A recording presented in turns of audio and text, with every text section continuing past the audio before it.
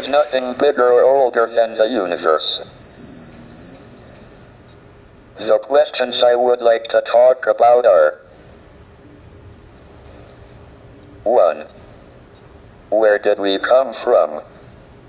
How did the universe come into being? Are we alone in the universe? Is there alien life out there? What is the future of the human race? Up until the 1920s, everyone thought the universe was essentially static and unchanging in time. Then it was discovered that the universe was expanding. Distant galaxies were moving away from us. This meant they must have been closer together in the past. If we extrapolate back, we find they must have all been on top of each other about 15 billion years ago. This was the Big Bang, the beginning of the universe. But was there anything before the Big Bang? If not, what created the universe? Why did the universe emerge from the Big Bang the way it did? We used to think that the theory of the universe could be divided into two parts. First, there were the laws like Maxwell's equations and general relativity that determine the evolution of the universe, given its state over all space at one time.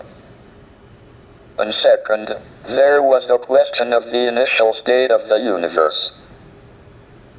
We have made good progress on the first part, and now have a knowledge of the laws of evolution in all but the most extreme conditions, but until recently, we have had little idea about the initial conditions for the universe. However, this division into laws of evolution and initial conditions depends on time and space being separate and distinct. Under extreme conditions, general relativity and quantum theory allow time to behave like another dimension of space. This removes the distinction between time and space, and means the laws of evolution can also determine the initial state. The universe can spontaneously create itself out of nothing. Moreover, we can calculate the probabilities that the universe is created in different states. These predictions are in excellent agreement with observations by the WMAP satellite of the cosmic microwave background, which is an imprint of the very early universe. We think we have solved the mystery of creation. Maybe we should patent the universe and charge everyone royalties for their existence.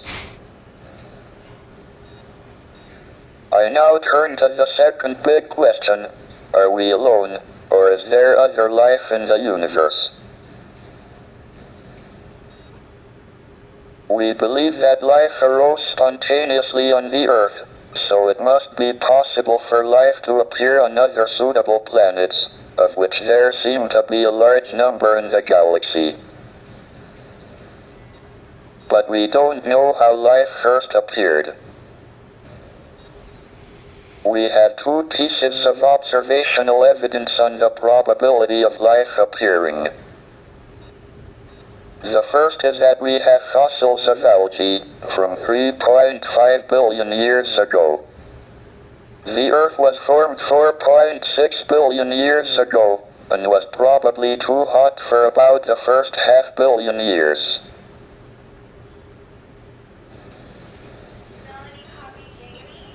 So life appeared on Earth within half a billion years of it being possible, which is short compared to the 10 billion year lifetime of a planet of Earth type.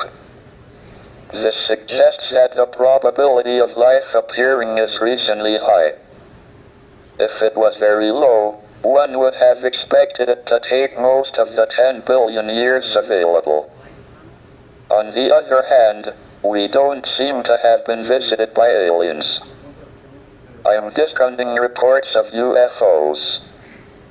Why would they appear only to cranks and weirdos? If there is a government conspiracy to suppress the reports and keep for itself the scientific knowledge the aliens bring, it seems to have been a singularly ineffective policy so far.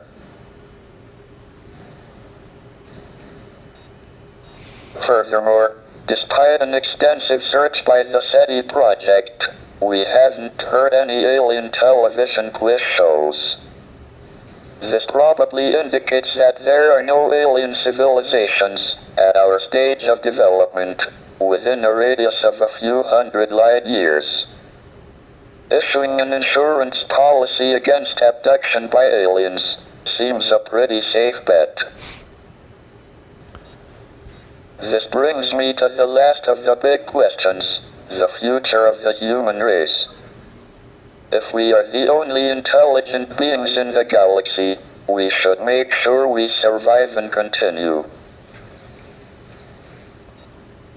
But we are entering an increasingly dangerous period of our history.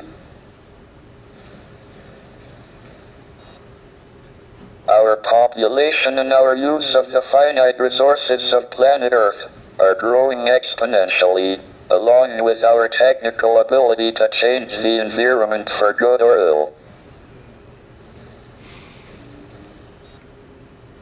But our genetic code still carries the selfish and aggressive instincts that were of survival advantage in the past.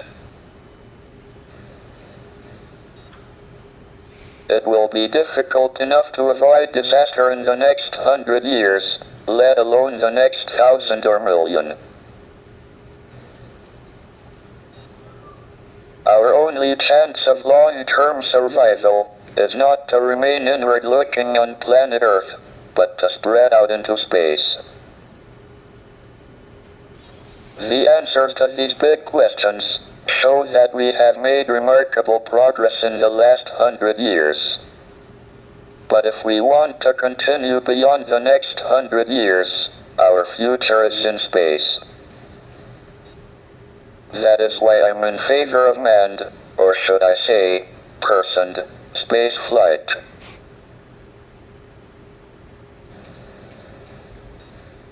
All my life, I have sought to understand the universe and find answers to these questions. I have been very lucky that my disability has not been a serious handicap. Indeed, it has probably given me more time than most people to pursue the quest for knowledge. The ultimate goal is a complete theory of the universe, and we are making good progress. Thank you for listening. Professor, if you had to guess either way, do you now believe that it is more likely than not that we are alone in the Milky Way as a civilization of our level of intelligence or higher?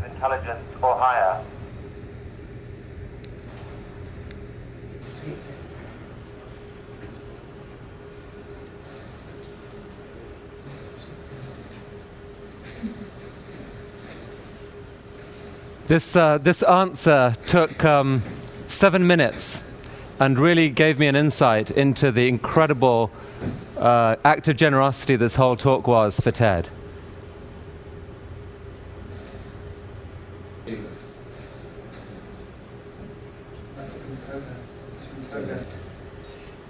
I think it quite likely that we are the only civilization within several hundred light years.